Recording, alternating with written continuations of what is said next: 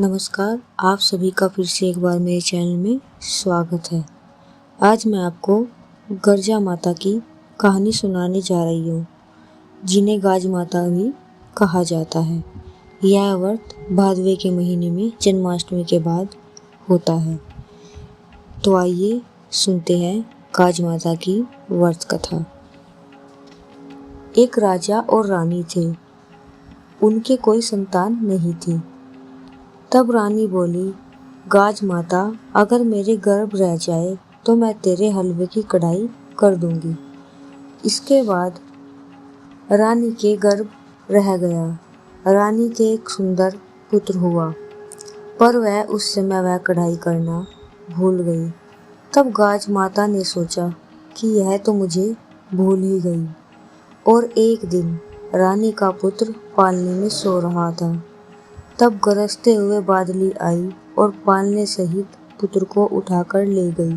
तभी एक भील और भीलनी जंगल से अपने घर जा रहे थे, तो उन्होंने पालने में एक पुत्र को सोते हुए देखा। उनके भी कोई संतान नहीं थी, इसलिए वह उस बच्चे को पाकर बहुत खुश हुए और वे उसे अपने घर ले गए और उसका पालन पोषण करने लगे। उधर राजा के घर एक धोबी आता था, जो राजा के कपड़े धोता था, और वह भील के यहाँ भी जाता था। जब वह राजा के घर आया तो उसने देखा कि वहाँ पर शोर हो रहा है कि गाज माता लड़के को उठाकर ले गई। तब धोबी बोला कि आज मैंने एक लड़के को भील के यहाँ पालने में सोते हुए देखा है। तब राजा बोला कि जाओ, भील को बुलाकर लेके आओ।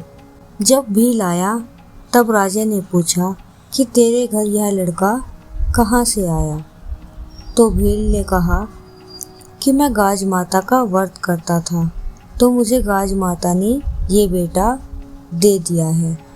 तो याद आया कि हमने माता की हलवे की जो कढ़ाई बोली थी वो हम करना ही भूल गए, इसीलिए शायद हमारा बेटा चला गया। तब रानी बोली, हे गाज माता, मेरा बेटा मुझे लौटा दो।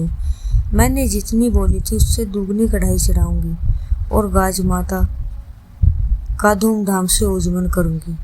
तब गाज माता ने उससे प्रसन्न होकर उसका लड़का उसको वापस दे दिया। भील भीलनी के यहाँ भी बहुत धन दौलत और पुत्र हो गया।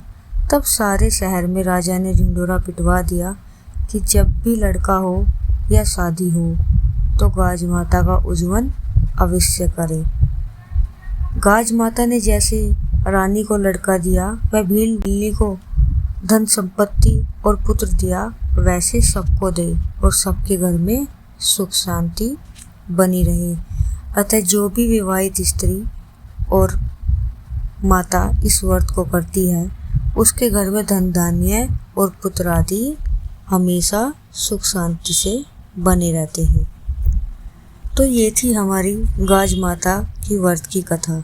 अगर आपको किसी और टॉपिक पर या कोई और व्रत कथा या कोई पूजा विधि जाननी है तो आप नीचे कमेंट में बता सकते हैं।